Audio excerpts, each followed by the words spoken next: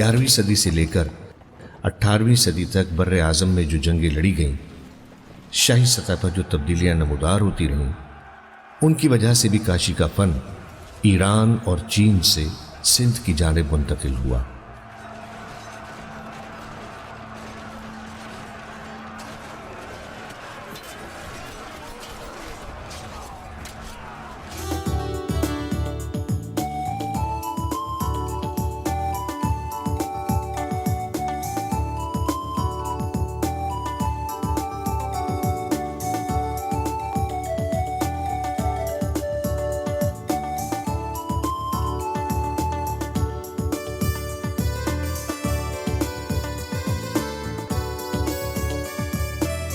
کہا جاتا ہے کہ کاشی کا فن بر صغیر میں ہلاکو خان اور چنگیز خان لائے۔ جب انہوں نے یہاں فتوحات حاصل کیں تو وہ اپنے ساتھ کاشی کے کاریگروں کو بھی لائے۔ مغل حکمرانوں نے بھی اس روایت کو جاری رکھا اور ان کی حکومت میں بھی کاشی کے فن کو بڑا عروج ملا۔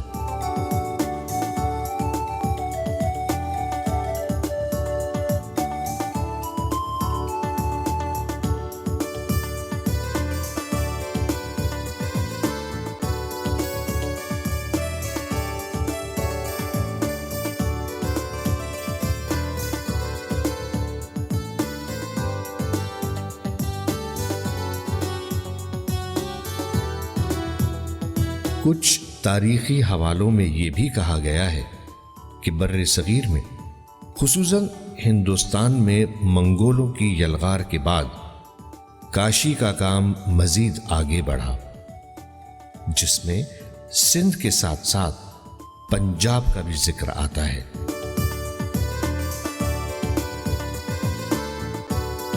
ایک تاریخی روایت یہ بھی ہے کہ ارغونوں نے جب ہرات سے سندھ کے علاقے تھٹا پر حملہ کر کے قبضہ کیا تو ارغون حکمران اپنے ساتھ کاشی گھر بھی لائے،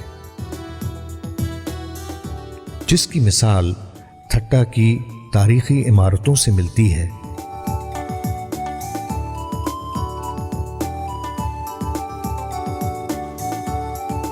مغل حکمرانوں نے اس آرٹ کو ایک بلند مقام دیا، جس میں انہوں نے اس آرٹ کو اپنی مساجد کی خوبصورتی بڑھانے کے لیے کاشی کے پیچیدہ ڈیزائنز کا استعمال کیا۔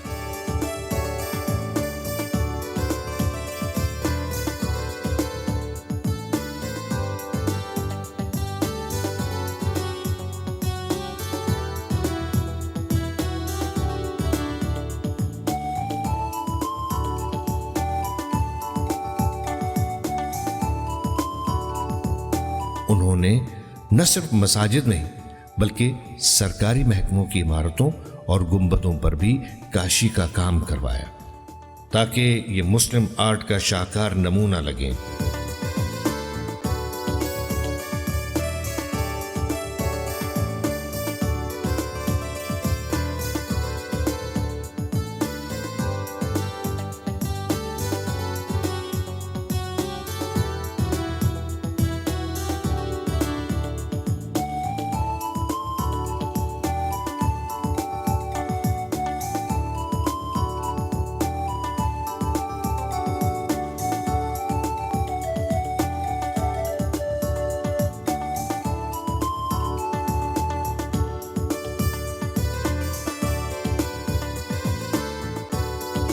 سندھ میں کاشی کا کام چند مقامات پر ہی ہوتا ہے، جس میں مٹیاری، نصرپور، ہالہ اور ٹنڈو محمد خان قابل ذکر ہیں۔ دریائے سندھ کے قریب آباد شہر ہالہ ایک تاریخی شہر ہے جس کو سندھ کے سما حکمرانوں نے تعمیر کروایا۔ ہالہ کو سندھ میں کاشی کے کام کا صدر مقام کہا جائے تو بھی غلط نہ ہوگا۔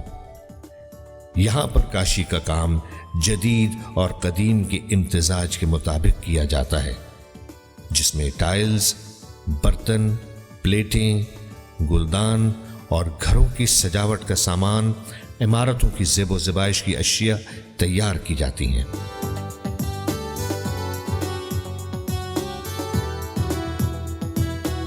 کلوڑا حکمرانوں کی جانب سے آباد کردہ تاریخی شہر حیدرآباد کی قدیمی عمارتوں خصوصاً تالپور حکمران خاندان کے افراد کے مقبروں پر بھی کاشی کا کام نظر آتا ہے، اور وہ بھی حالانکہ کاشیگروں کے فن کی عمدہ مثال ہے۔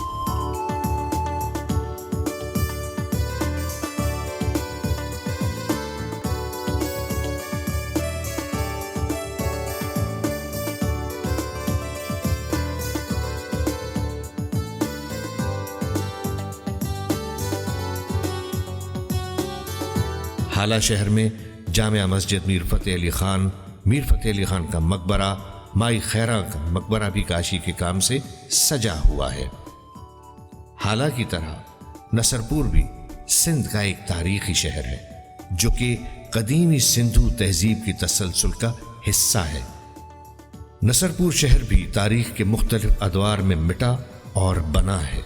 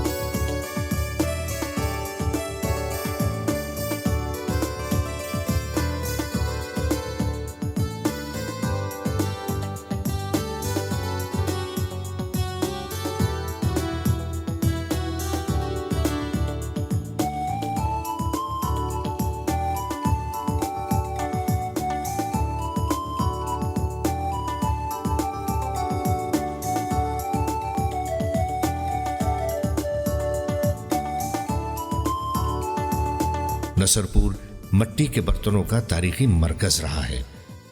نصرپور میں کاشی کا کام حالہ سے منتقل ہوا، جو مٹی کے برتن شروع میں سادہ نمونے سے بنائے جاتے تھے، پھر ان برتنوں پر کاشی کا کام کر کے ان کو شو پیس میں تبدیل کر دیا جاتا۔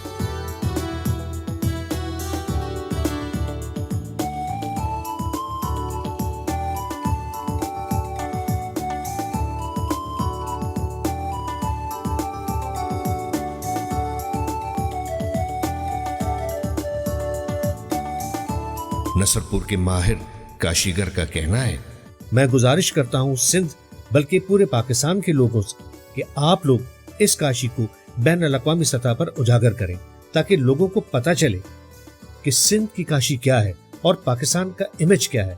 تو اس طرح سے یہ ہماری پہچان بن سکتا ہے۔ جس طرح سندھ کے لوگ اجرک اوڑھتے ہیں تو پتہ چل جاتا ہے کہ وہ سندھ سے آئے ہیں، اور جب یہ کاشی نظر آئے گی تو پتہ چلے گا کہ نصرپور کی کاشی ہے، سندھ کی ثقافت کی کاشی ہے۔ تو میں عرض کروں گا حکومت سے کہ جتنا ہو سکے، جتنا آپ کر سکیں، نمائش کے ذریعے یا بلڈنگوں پر لگائیں۔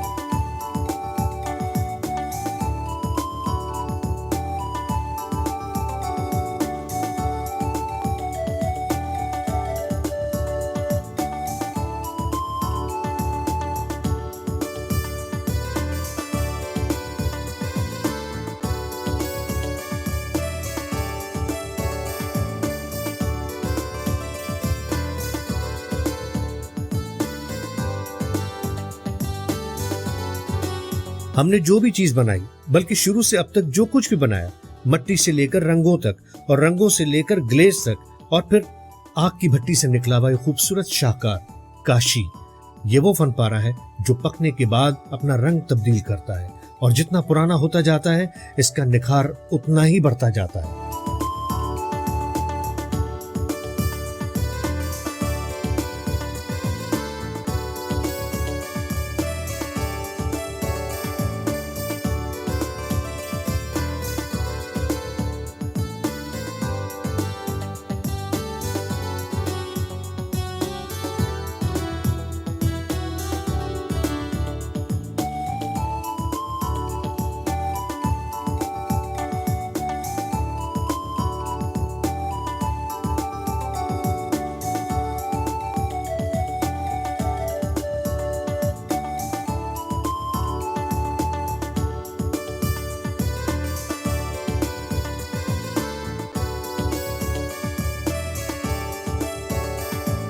کاشی کے بارے میں یہ بھی کہا جاتا ہے کہ بنیادی طور پر اس فن کا انداز فارسی کام سے مشابہت رکھتا ہے۔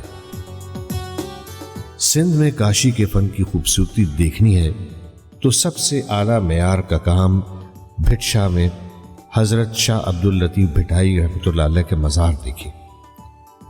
کاشی کے خوبصورت کام سے بنے ٹائلز نے شاہ عبداللطیف بھٹائی کے مزار کا حسن دوبالا کر دیا ہے۔ زائرین سندھ کے اس قدیم ہنر کو دیکھ کر داد دیتے ہیں اور کلہوڑا خاندان کے معترف بھی ہوتے ہیں جنہوں نے اس مزار کو تعمیر کروایا۔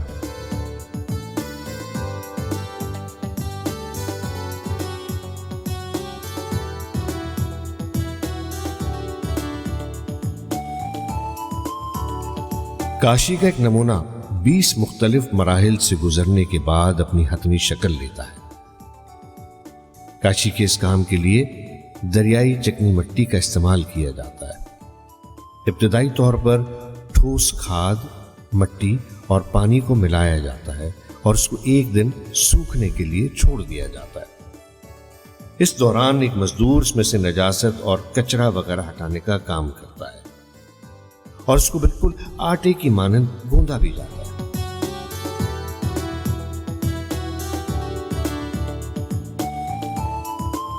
اس کے بعد اس مٹی کو کاشی کے مختلف اشیاء کی شکل دینے کے لیے لایا جاتا ہے۔ اس میں کچھ اشیاء بنانے کے لیے سانچے اور کچھ اشیاء کے لیے پتھر کا وہیل، جسے مقامی زبان میں چک کہا جاتا ہے، استعمال کیے جاتے ہیں۔ اسی دوران کاریگر اپنا مطلوبہ برتن چکنی مٹی سے بنا کر تیار کرتا ہے، پھر اس کو 100 سینٹی گریڈ کی بھٹی میں پکایا جاتا ہے۔ ایک بھٹی میں تقریباً 600 سے 800 ٹائلز، 300 سے 400 گلدان اور اسی تناسب سے دیگر برتن وغیرہ پکائے جا سکتے ہیں۔ ان کو 2 دن کے لیے سورج کی روشنی میں رکھا جاتا ہے۔ یہ تمام مراحل طے کرنے کے بعد اب ان اشیاء پر پینٹنگ کا کام شروع کیا جاتا ہے۔ یہ کام بھی 5 مراحل سے گزرتا ہے۔ پینٹنگ کو بھی 1 یا 2 دن کے لیے سورج کی روشنی میں سکھایا جاتا ہے، جس کے آخر میں ان پر کاشی کا کام کیا جاتا ہے۔ سندھ کے قدیم شہر ٹھٹہ میں بھی کاشی کے کام کی اعلیٰ کاریگری کے نمونے موجود ہیں۔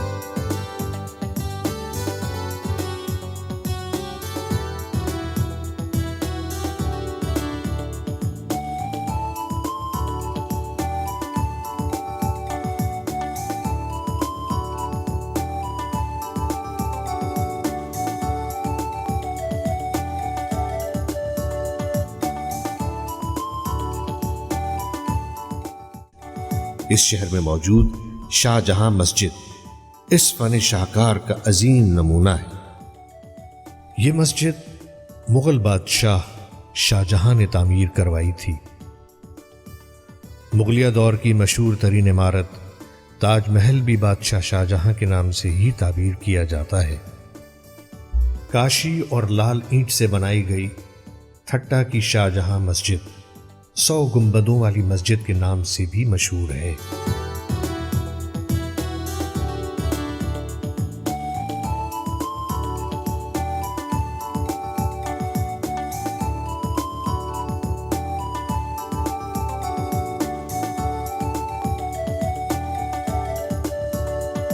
اس مسجد کی دیواروں، گنبدوں اور چھت پر کاشی کا کام اس اعلیٰ سطح پر کیا گیا ہے کہ ہر گزرنے والے دن کے ساتھ وہ مزید تر و تازہ اور دیدہ زیب دکھائی دیتا ہے۔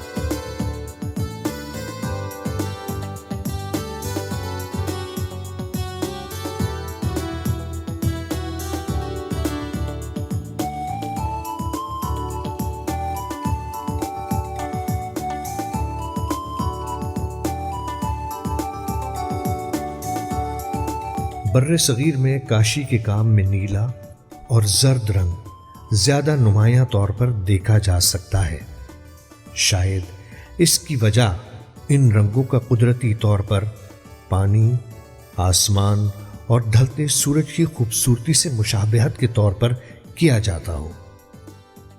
گو کہ موسمی تبدیلیاں، دھوپ، طوفانی برساتیں یہ آثار قدیمہ پر بہت اثر انداز ہوتی رہی ہیں، مگر پھر بھی قدیم کاشی آج بھی اپنی خوبصورتی کے ساتھ عمارتوں پر اپنے رنگ و نور کے ساتھ جلوہ افروز ہے۔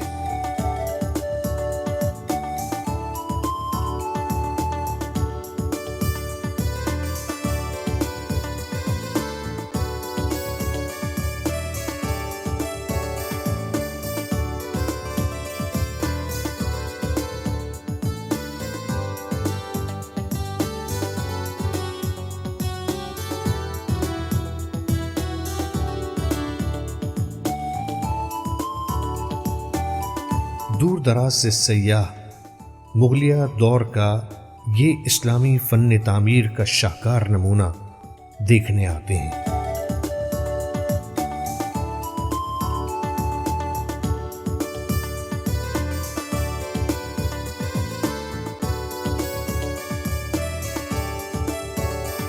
اسی طرح خیرپور میرس میں بھی حضرت سچل سرمست کی درگاہ بھی کاشی کے کام کی اعلیٰ مثال ہے۔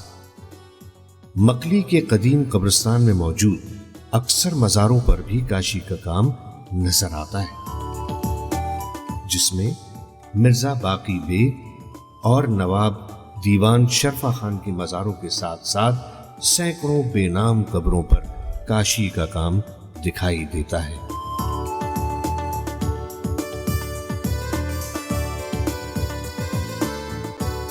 مکلی میں ہی شیخ حماد، جام نظام الدین، سلطان ابراہیم، مرزا غازی بیگ، مرزا جانی بیگ اور دیگر حکمرانوں اور ان کے خاندان کے افراد کی قبروں پر کاشی کا کام نظر آتا ہے۔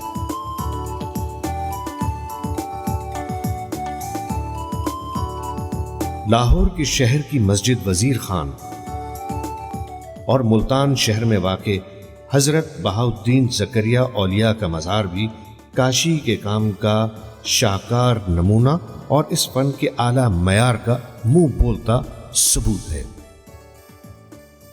مکلی، ہالہ، نصرپور، خیرپور، حیدرآباد، تھٹا اور دیگر تاریخی شہروں کے ساتھ ساتھ سیون شریف اور جام شوروں میں بھی قدیمی عمارتیں اور درگاہیں موجود ہیں جن پر کاشی کے اعلیٰ نمونے کا کام کیا ہوا ہے، جن میں سخی سلیمان شاہ، قلندر لال شہباز، صدر الدین شاہ لکھیاری کی درگاہوں پر کاشی کا کام کیا ہوا نظر آتا ہے۔